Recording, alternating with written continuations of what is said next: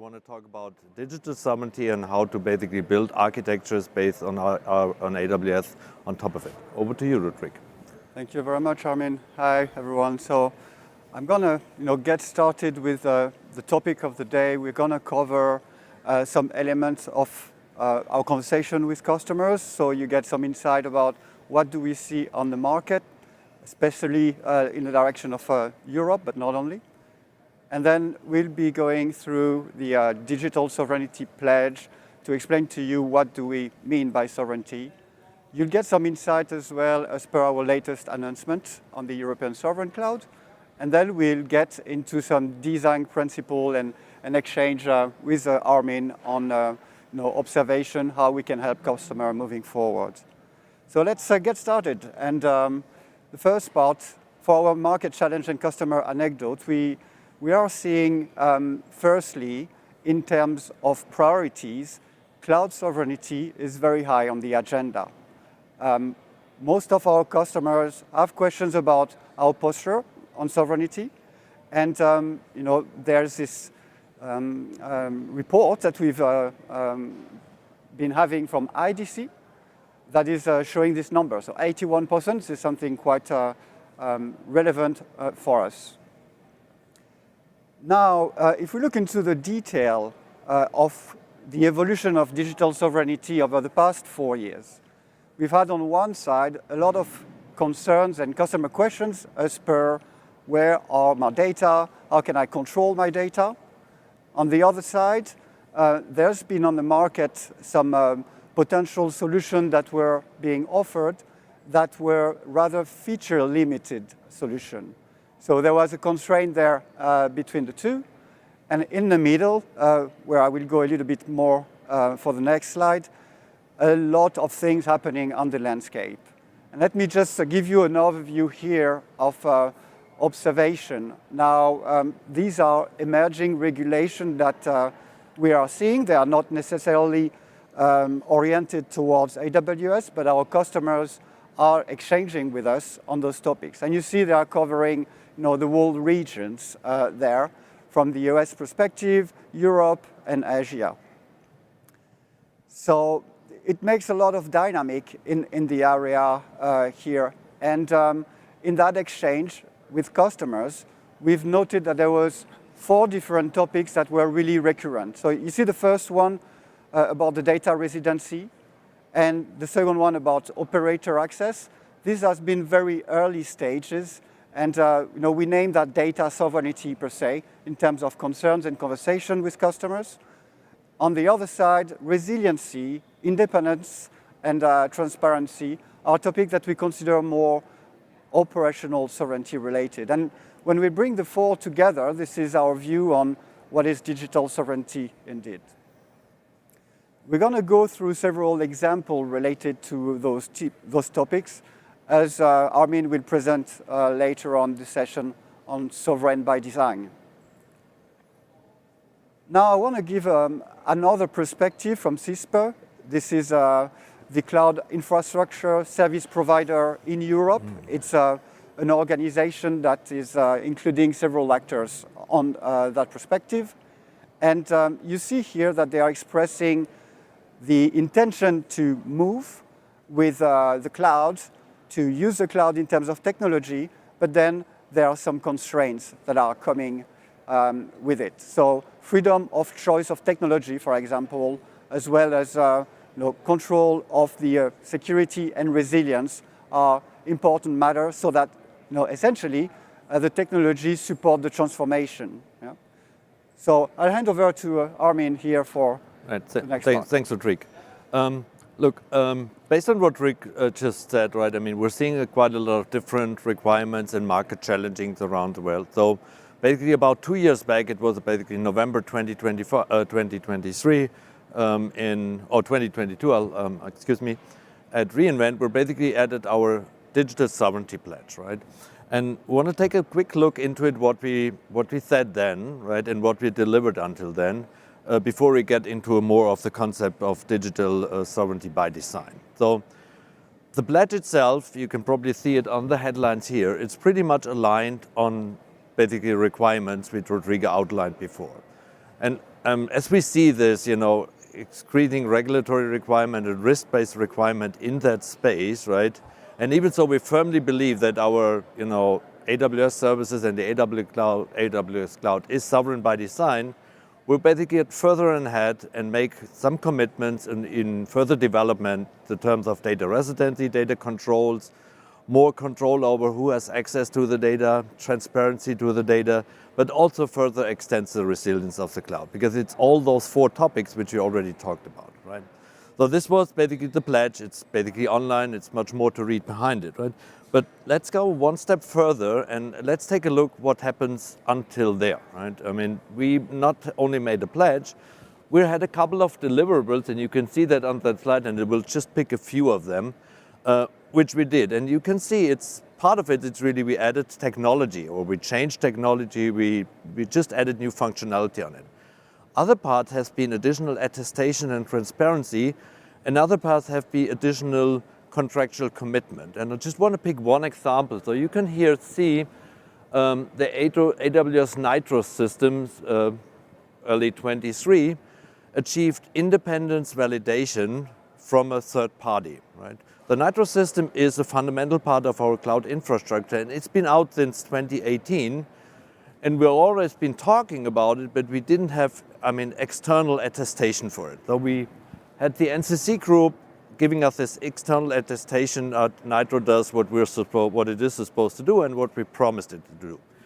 But if you take a look then further down in the line, once we had this attestation, right, we added also contractual commitments based on this attestation. So it's basically following the line. We build it a Nitro system, we get the external third-party validation on it, and we added it into contracts. Then other things you can see were added, things like external key store, static stability for EC2 instances on Outpost. These are all technology components, right?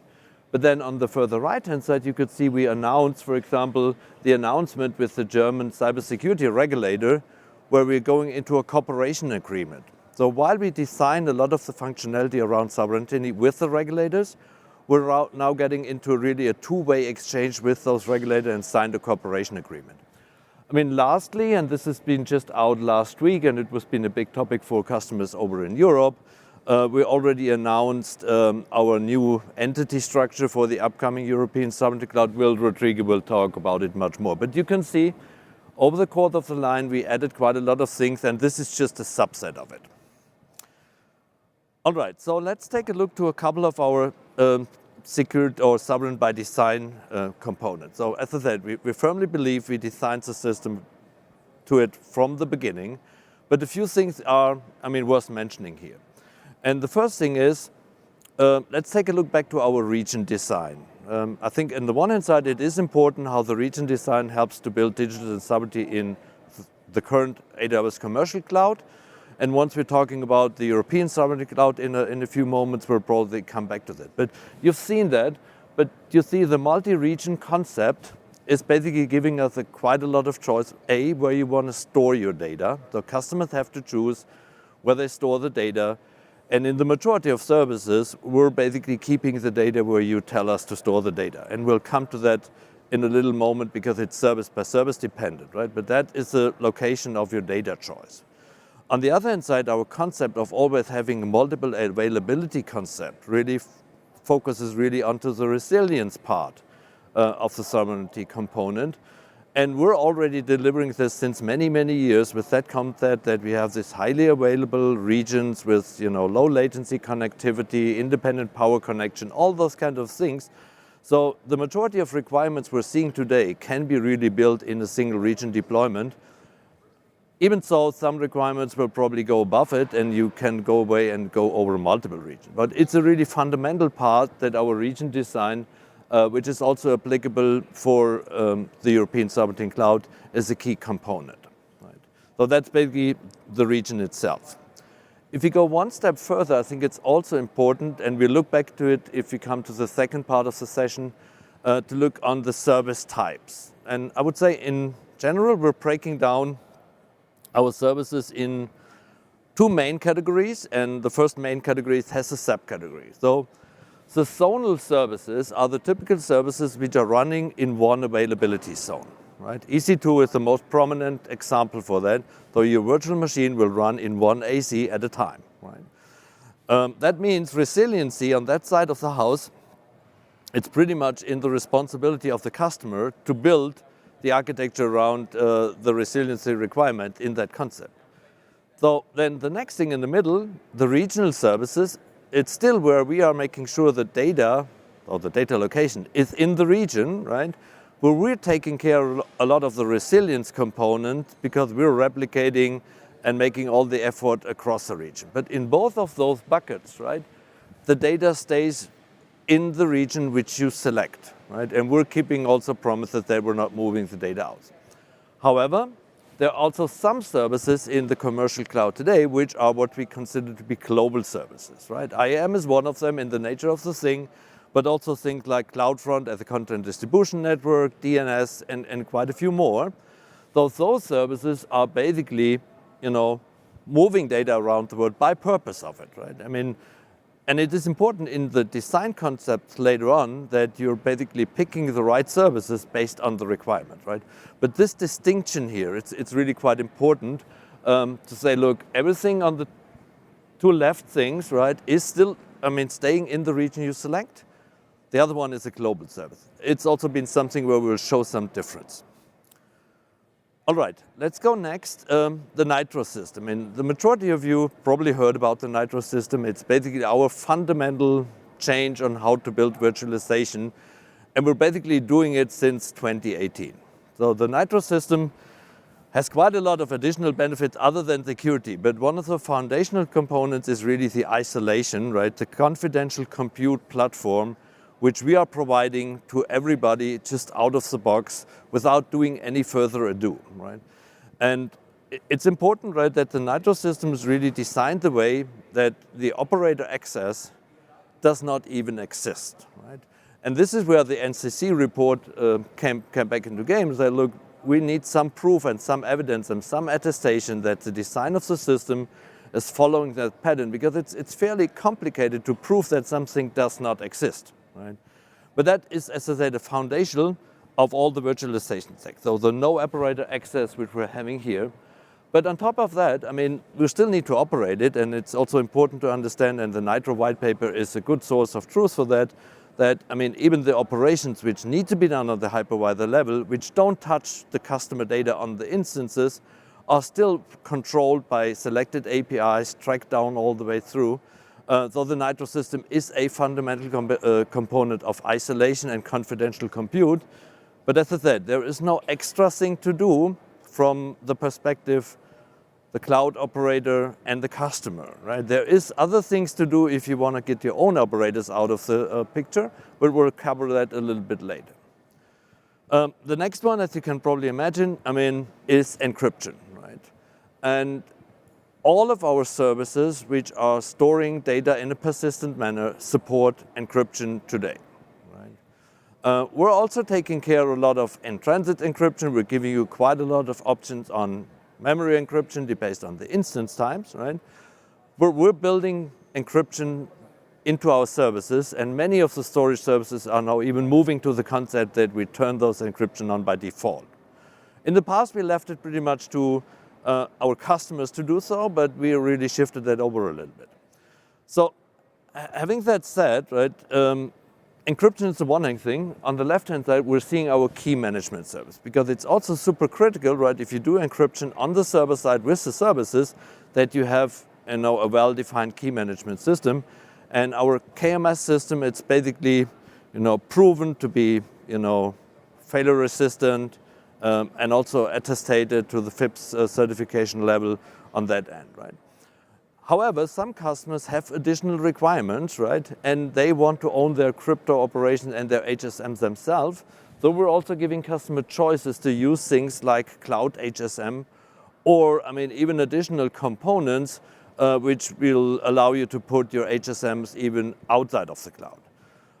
The truth is, right, what we're seeing really in the field is that the majority, and I would say it's in the 99% plus cases, right, of the requirements can be satisfied with natively KMS, right?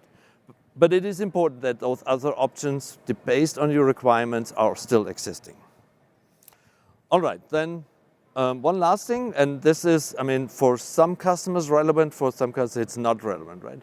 We talked about the regions and the different partitions, and we will come to partitions in a little moment by Rodrigue, where you're basically selecting our region where you store your data. But some customers have further requirements. And as more we go to the right, I mean, we're moving the data location sometimes even towards your own data center. So we're providing the capabilities to use Outpost, which is basically part of our services connected to a region, but the data is in your data centers, right? The bigger version of this then would be, for example, dedicated local zones where you have just a much bigger picture of that. But you can see, I mean, we're even on the data location side is going into direction if you have certain requirements, well, we can even shift it into your direction if you want to. All right, so let's talk about the first option. Rodrigo, over to you again. Thank you very much, Armin. So we've seen sovereignty by design, and let's look now into specifically the European Sovereign Cloud. We have, firstly, thought about this investment for the past 3 years. There's been conversation with those customers that I was referring to. We look into how we can address their requirement based on sovereign by design, as explained by Armin, and came to the conclusion that we needed to offer more controls for our customers. So the European Sovereign Cloud is a new infrastructure. That's a new region, as explained by Armin. We have multiple availability zones. It's an infrastructure that is located in Germany. And it is aiming to give customers further choice in cases of very stringent regulation requirements. Right? This is also an investment of over $7.8 billion. And we're intending to launch it by the end of the year 2025, so it's coming really soon. We have spoken about security controls earlier, and here's a picture of what we're going to be able to bring to our customers. That is an extension of what is already available today in the AWS commercial regions. So the first point you see, there will be an independent governance, and I will tackle that in a little bit more details. But essentially, we're changing the governance structure of the entity that will be in charge of this new infrastructure. The second point is that we'll make it possible for the operational team to operate the European Sovereign Cloud indefinitely. And they will be able to do that in having access to a copy of the code that will be in Europe. The other point is we've published now in this article the Sovereignty Requirement Framework. It's not yet visible for everybody, but it will be visible in our SOC reports. So this is a framework that includes our best practices for applying security, privacy, and sovereignty by design in the cloud, right? And essentially, also the operation, the security operation of this cloud will be dedicated and running in the Europe region. So these are the different controls that are intended to address some stringent requirements from our customers. I will go a little bit deeper into the technical aspects. As mentioned, the European Sovereign Cloud is meant to address the independency requirement that we see in terms of sovereignty. And technically, it means that this is going to be a separated region. It's going to be isolated. You can see on the picture, the commercial region. And if you look into using the console, you have the ability to get access to several regions: Frankfurt, Paris, London. That's really something that is available right now today, but you're not going to be seeing the European Sovereign Cloud in that console. It will be a dedicated console that will be separated, where you'll be only seeing this European Sovereign Cloud region. The other element of it is that we looked into the different services, the zonal services, the regional services, and the global services. The European Sovereign Cloud is concretely taking all those services and bringing it into one region. So the IAM stack, the root of trust, the DNS, which are global services normally, are actually being replicated and able to run independently within that region. So that is also leading to the other point. There will be a separated billing. It's going to be a separated contract. So this is what we're talking about in terms of technical separation. Our second aspect is the ability to operate autonomously. And in order to achieve that, there are AWS employees that are qualified, meaning they are being trained as well as having access to the tools needed for performing the duty. And there will be European residents plus located in Europe, meaning if I was working on the European Sovereign Cloud in operations, if I'm traveling here, as here today in Philadelphia, then my access will no longer be available. Yeah, that's what it means being located in EU in association with the operational autonomy. So those operational teams are going to have the full control, and you see the stack there in terms of being in front of the customer for customer services, when cases are being open. This team is going to be there available for that, for the daily operation of maintaining the service, for technical assistance, for management of the data center infrastructure as well, meaning having the full power and capability to operate this European Sovereign Cloud within Europe. That's what it means in terms of operational autonomy. So we've tackled the technical independence, the operational autonomy. Now I can give you a little bit more perspective on the governance that we are setting in place. And we've announced in 4th of June the new governance model. There will be Catherine Renz as a managing director. Catherine Renz is a European citizen based in Munich. She's already working with AWS as a VP for the AWS industry, so it's very well known within the organization. And next to the managing director, there will be the security leader, also European citizen, and an advisory board composed by 4 persons, EU resident, EU citizen, and also a person will be external to AWS. So 3 persons from AWS, and the 4th one will be external. That would enable us to demonstrate visibility and transparency in the way we're governing the European Sovereign Cloud. Now, under this holding, there will be 3 different entities that are matching what I was explaining before in terms of an entity in charge of the infrastructure, an entity that is in charge of the operation, and the third one would be an entity that is managing the root of trust, the certificate, and the encryption, and the top-level domain that will be in use. So all of that is, giving for our customers transparency as per how we intend to run the European Sovereign Cloud. Now, this is the foundational work, I would say, explaining, technically, operationally, in terms of governance, how we are, bringing sovereignty into shape. But the important part comes thereafter.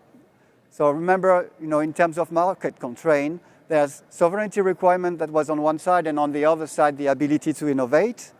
And in order to enable our customer to do so, we'll be launching with a set of over 80 services, the European Sovereign Cloud, meaning the family you can see there on the slide, but also including some machine learning, Amazon Bedrock, SageMaker, Amazon Q will be available to help customer using our services, but also innovate, going further in that direction.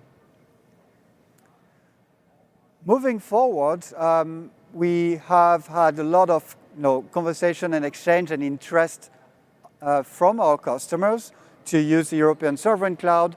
And you see here a set of over 42 partners that are distributed in the technology and the consulting area. And we need them also to help accelerate innovation. Right? So the AWS services in conjunction with the AWS Marketplace, the APN partners, consulting partner, technology partner, are helping us to foster that environment.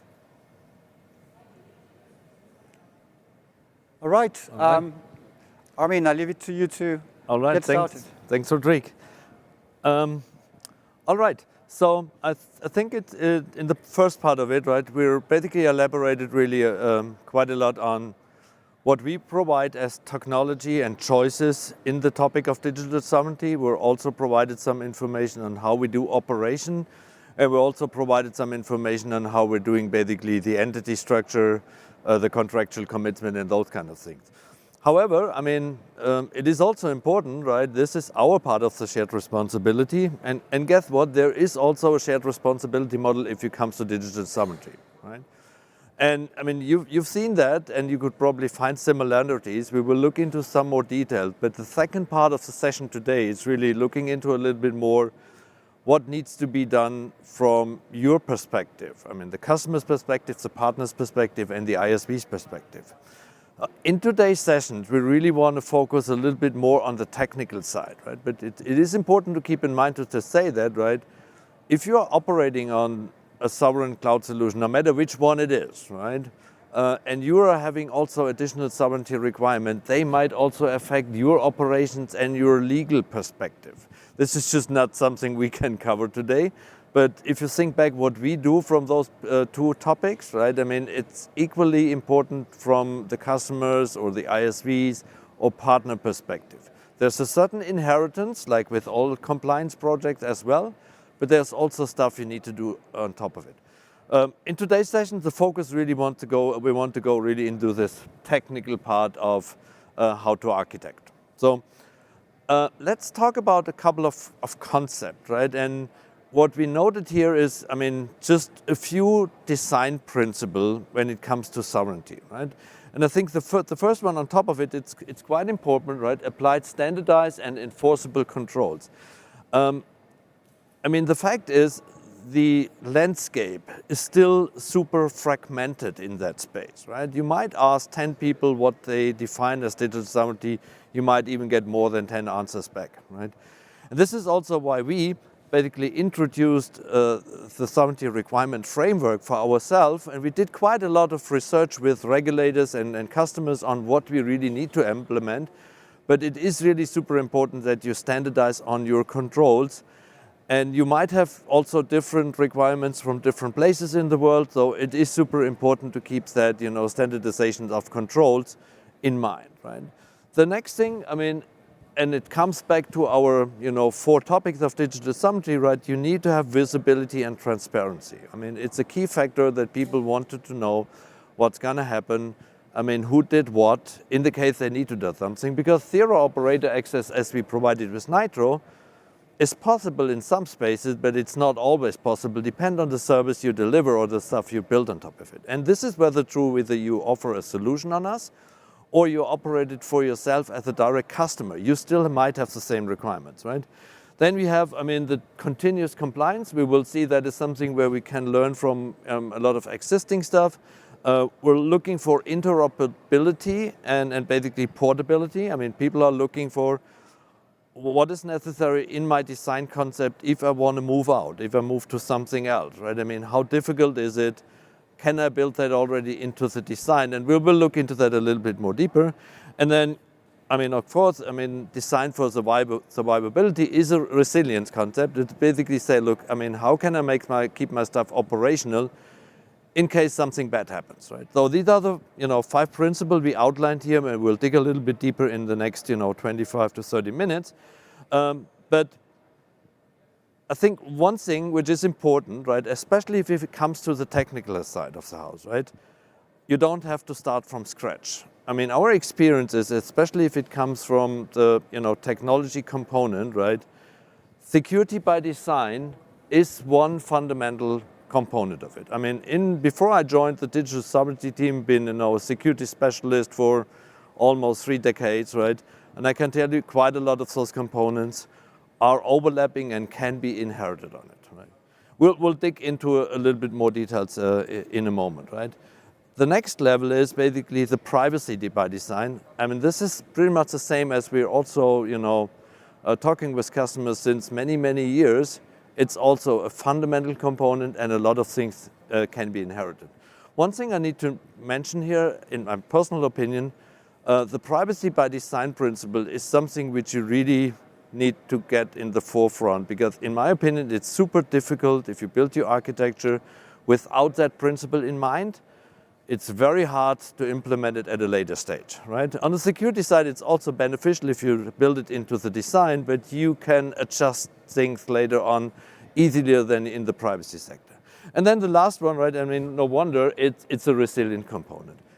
On the technology side, there's a couple of things to add, but I would say the majority of additional controls, if you talk about digital sovereignty, are lying more in the operational side of the house and the entity structure of the house rather than in technology. There are a lot of things can be reused. And this is basically where we also want to go into more details. And what we thought we'd do today is we're trying to visualizing sovereignty as a kind of a stack, and we're going bottom up, and we're using some AWS services to plug them in to see how they can help you with that architecture and design criteria. Right? So, and at the bottom layer, we're starting with really the foundations, right? And if you're operating an AWS environment today, I mean, you can basically see there are things like AWS organizations and control tower and other components on top of it. We are building you the foundation of building a multi-account infrastructure. And multi-account, in my opinion, is one strong component of really building a sovereign and isolated infrastructure on your side of the shared responsibility. And we will dig into that a little deeper, right? Then the next layer is basically where we said, look, I mean, what about the automation? I mean, what about the shift left component, right? Build all those components into the build process. I mean, and you've seen we're basically putting in things like CloudFormation, but also detective controls like config and security hub, where you can basically start measuring if your controls are effective. And again, I mean, you might be very familiar that if you're coming from the security side of the house. So next one is basically additional components. And here you can see, we'll name the KMS, and as said, usually, I mean, KMS is fundamental, by the way, for all of the, services which are storing data today. But there are additional variations where KMS has additional options, which we're looking into a bit. And then we're also looking things like a Nitro Enclave when it comes to operator access control or confidential computing for your administrators, right? And then lastly, we're talking about things like threat protection, identity analysis. I mean, also stuff we heard yesterday. And in the final end, also talk a little bit about our concept on portability, how to choose the proper services if you have portability in mind. All right, so that's a stack, and now we're basically breaking that down in 3 or in 4 examples. So I'll start with the first one before I head over back to Rodrigue. And let's start with the foundational principle, right? And we said, look, I mean, AWS organization, in my opinion, as I said, is the core component for a multi-account environment, right? And the biggest strength, in my opinion, of a multi-account environment that you are using the benefits of the identity boundary within a single account. So just by separating workloads across accounts, right? I mean, you're leveraging quite a lot of the isolation technology of IAM right away without building them into very complex technology, right? You can also basically, put guardrails, preventive guardrails, and detective guardrails around your data location and all those kind of things. So the foundation for all of that is AWS organization. And while you couldn't do everything with AWS organizations yourself, right, there are additional components which are helping you to implement those controls. And AWS Control Tower is one of those examples, right, where we in the meanwhile introduced, I think, more than 240 controls just around sovereignty out of the box. I mean, you just, turn them on, turn them off, on, I want to limit my administrators to only to use those services, those regions, and basically you're limiting your administrators in order to be, sovereign and compliant by design. And Control Tower is a fully managed services which provide you with that content out of the box. I mean, nothing you can't do without Control Tower. You could do it in organization manually yourself, but we're giving you basically those templates pretty much as a managed service. However, some customers and industry want to go a little bit further down the line, right, and want to have very specific guidance, templates, best practices based on their laws, regulations, whatever. Though Landing Zone Accelerator is going a little bit more further, and it's giving you basically the capabilities to provide those templates very specifically to a regulatory body. I mean, just want to put in one example. Last week at Hamburg Summit, we launched a C5 landing zone. I mean, C5 is the de facto standard for all governments and government-related customers in Germany, so the cloud computing catalog. So basically providing a landing zone where we are basically building the template for you to operate alongside this framework out of the box. And there is many more. We have some for Spain, we have some for certain industry in the defense sector, the Netherlands. So the Landing Zone Accelerator is basically giving us the capabilities to provide out of the box, tailored to specific needs and requirements of industries or countries and so on. So if you take a look to this principle in action, we now put it in this concept of, have this XY axis, right? And then you can see organizations is in the foundation, fully managed is AWS Control Tower, customized basically based on requirements is basically the Landing Zone Accelerator. And as I said, the Landing Zone Accelerator comes with a huge variety of templates, and we're even working on more of those. So it should show basically there are services which help you to do this implementation from the foundational level. Looking into basically some of the examples, right? Choice of operational responsibility, right? A multi-account environment gives you also the capability to say, well, I want to have a centralized or decentralized approach for my workload. So you might use, detective and preventive controls to say, look, for this specific workload, only people in this account, in this OU are able to operate it, right? So that's basically the choice who operate it. So as I said, we are separating our operators from the data. You might want to do the same. Convenience of use for test or prod. I mean, in a multi-account environment, you can have less restrictive control in order to give all the flexibility to your basically administrators and developers, where then in a production environment, you want to have much tighter control, and organizations and multi-account is helping here for you, right? And then again, the two samples I already talked about, existing and standardized controls. We try to provide as many controls from the technology side out of the box, right? So you can choose it, right? Or you want to have it really, tailored to a specific requirement. Well, then Landing Accelerator might be one thing, right? And this is basically helping you also to implement those bespoke policies, right? Especially, service control policies are a foundational component here to limit your administrators to go out of the boundaries. So as I said, this is basically the lowest level, and I'll taking over to Rodrigue for the next three. Thank you. Thanks. So we've seen really the foundation part. Now there's an organization that is in place, there's a landing zone, you have ability there to set in place your preventive control, and now you need to be doing a little bit more to bring the workload into that environment, which is starting to connect your CI/CD. We give an example here of CloudFormation. So from there on, you have ability to make a choice and to shift your compliance to the left. We have a lot of tools that are enabling now to do that. But it's very important to ensure that before anything gets deployed, that there's verification points that are enabling you to reduce potential actions that could be required to restore the compliance posture at the later stage. Another perspective is also to understand that code is becoming documentation. So you have a view with your code, what is your current state, what were your past states, when you're, want to look into specific events.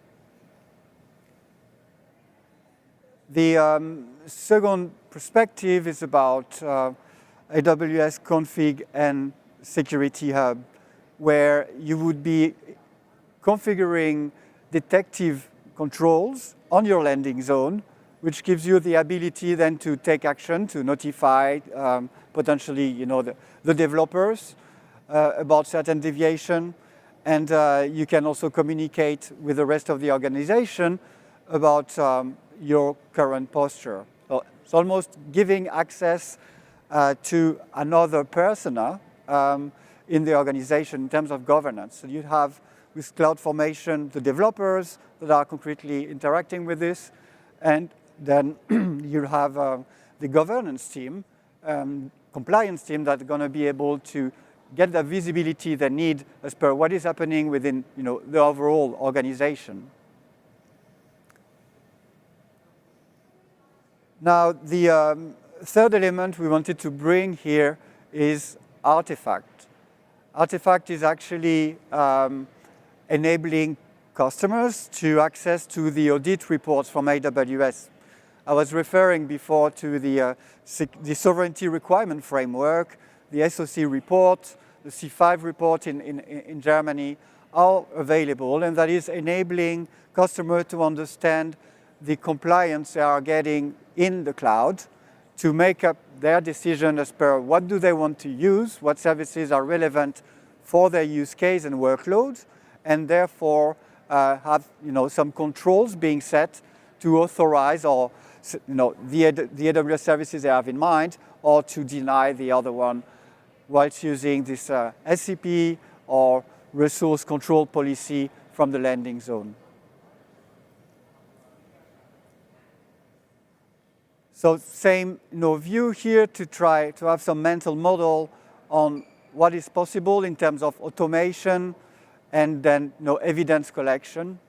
So you have the ability, of course, to bring further automation in your deployment and in your controls with config and security hubs for your environment.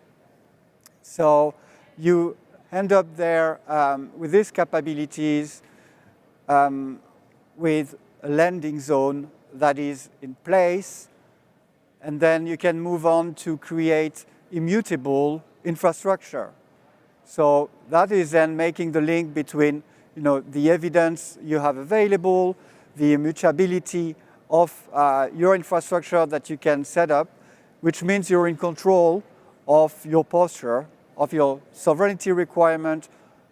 If any other requirement you would have to integrate, this set of services helps you to get visibility into them and to then go to the next step, which is effectively deploying your workload.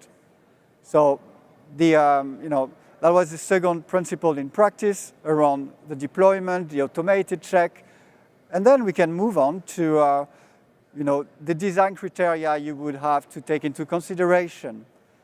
So this is this is having an orientation of the workload and the use case you have. So is it prototyping or is that production workload? And then you can already sense there's different controls that you want to have in place.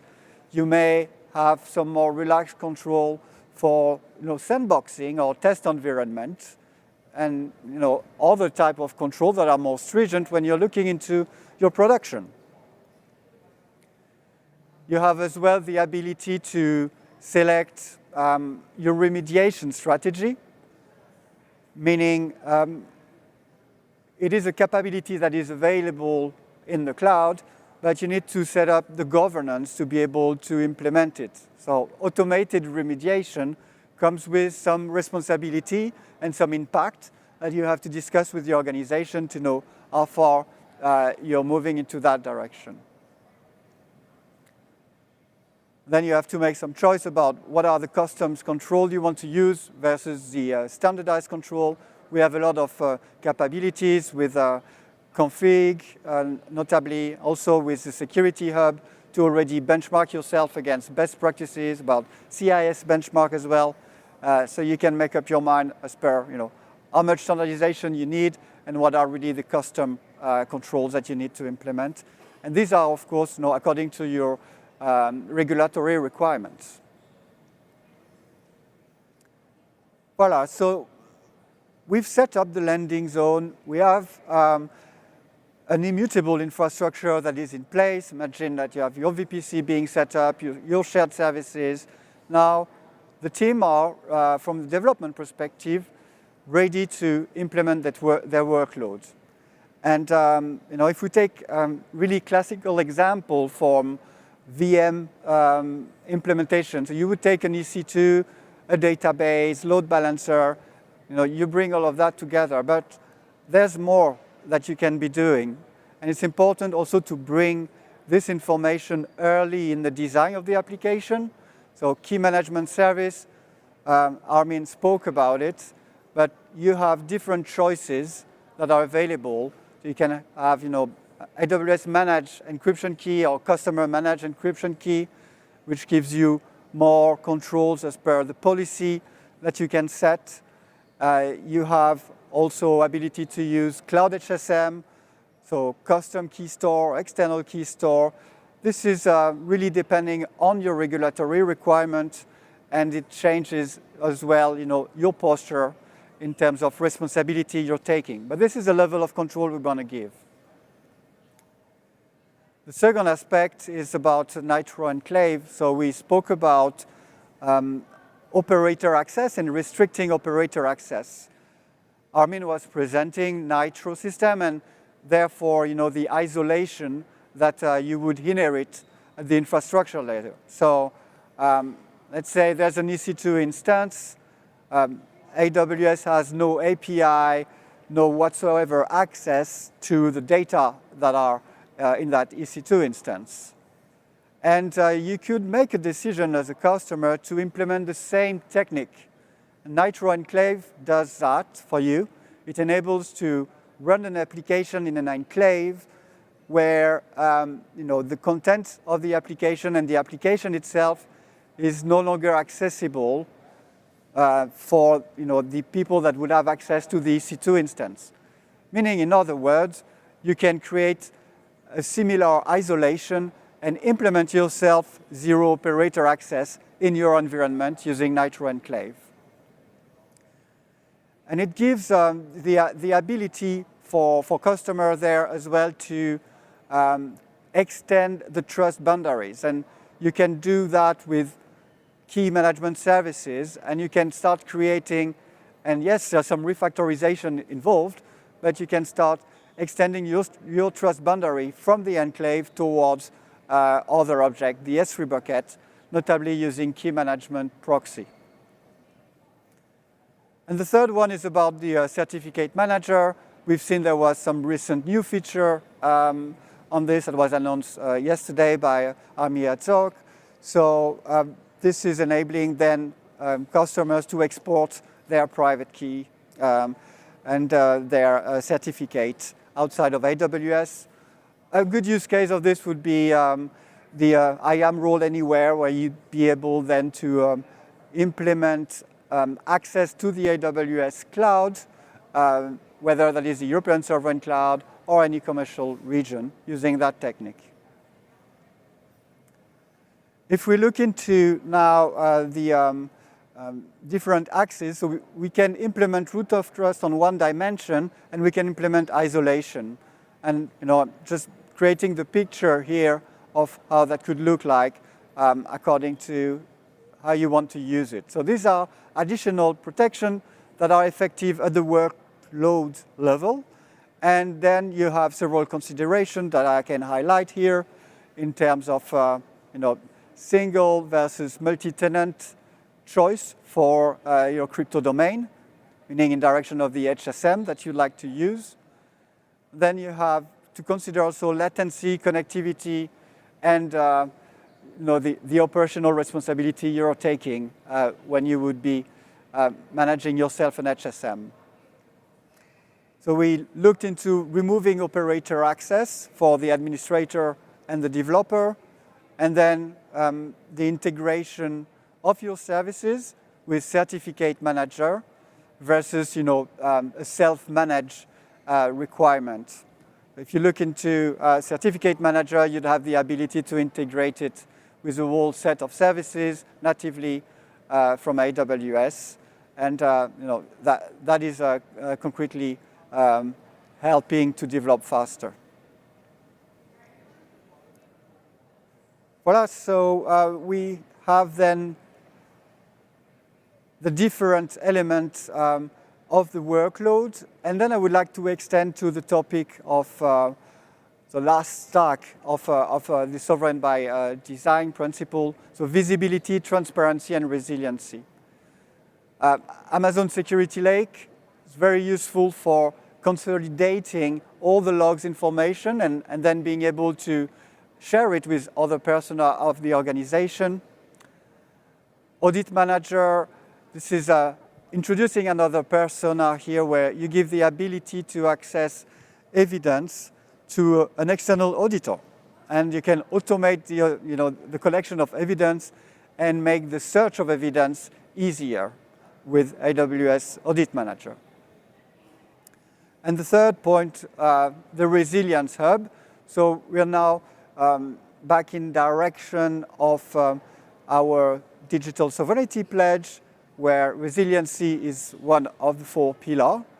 And you have the ability there, as an example, to understand what are your RTO, your RPO, the objective you have for your workload there can be calculated with the support of this tool. And you can even go further down the line with a fault injection simulation that are enabling you to understand how fast your workload would recover from certain events, and therefore automating the recovery phase.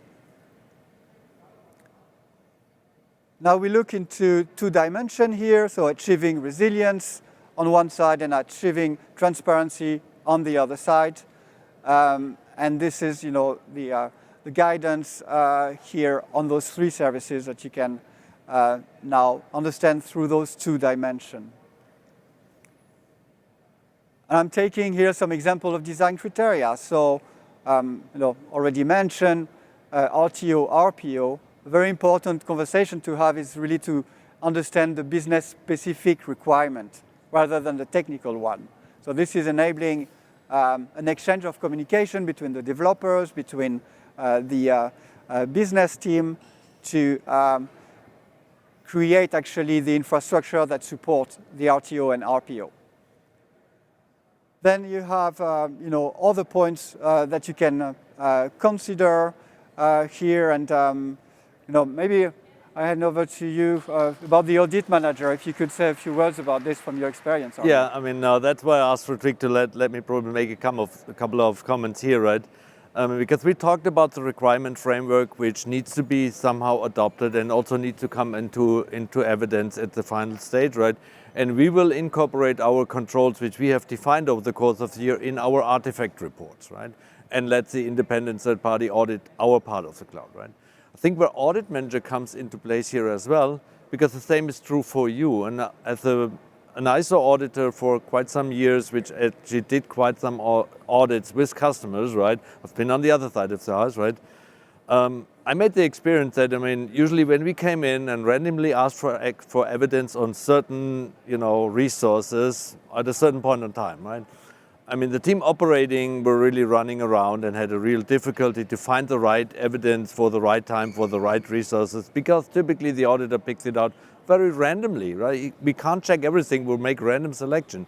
Audit Manager really gives you here also the capabilities to provide this point-in-time evidence whenever an auditor asks you for it, because it continuously collects all the data.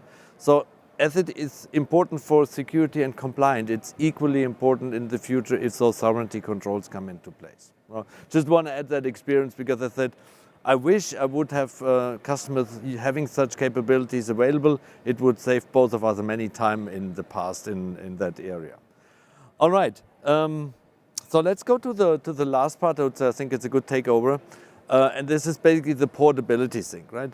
And just one thing, and we can't go into all detail, but I think we thought it is super important to mention, right? When it comes to portability, to highlight again, I mean, we are basically owning quite a lot of open source projects which we are making available, and a lot of our technology is based on those open source projects, right? On the left hand side, I mean, we have the one which are basically, really creating and owning, but then there's also quite a lot of other ones where we are taking over the leadership, right? But the key thing is, right, a lot of our stuff is open source and really makes portability much easier. The other thing is that a lot of our managed services, right, are also using open standards, right? Some of them are not, some of them are proprietary, but in your design and selection criteria, right, it is worth looking into that. And if you have high portability requirements, this is something you need to verify. But again, I mean, a lot of people have not really looked behind the scenes on what we are already doing there, though. Therefore, I mean, 490, close to 500 repository. If you follow that link, there's quite a lot of details on open source project where you can, let's say, virtualization stacks for container infrastructures. This is stuff we use, but we also made it open source for you. So that's on the portability thing. To wrap it up, and I don't want to go through all those logos, right? I mean, what we want to highlight here is that quite a lot of the things, especially on the technical and architecture side, are already existing. And we put it all into these different colors, come to the principles. Keep in mind, we'll put it in AWS services behind it. If you're using other services, other software, other functionality, the same is true here as well, right? What is also important, I mean, if you take a look to our well-architected framework, right? A lot of things which we are already established as best practices for our customers, it's already been there. Even so, I mean, we are working currently on adding an additional pillar for the digital sovereignty thing. But again, I mean, this is not that complicated because we're also leveraging quite a lot of things on here, right? So, I mean, just take that as a summary where we say, look, on the technical side, a lot of things can be used. I mean, the principles are the same. Operationally and then, entity structure-wise, it's then, quite a lot of other things to consider. But that, unfortunately, doesn't fit in today's session. If you want to learn a little bit more, there are, courses. I mean, they're pretty much driven for partners on competency requirements on Skill Builder. So, I mean, if you just search for digital sovereignty on Skill Builder, there's quite a lot of courses on digital sovereignty available. So for consumption afterwards. And other than that, I would say thank you very much for attending this early morning here in Philadelphia. We would highly appreciate if you could give us feedback on the session. We always want to do things better in the future. And again, thank you very much for attending this morning.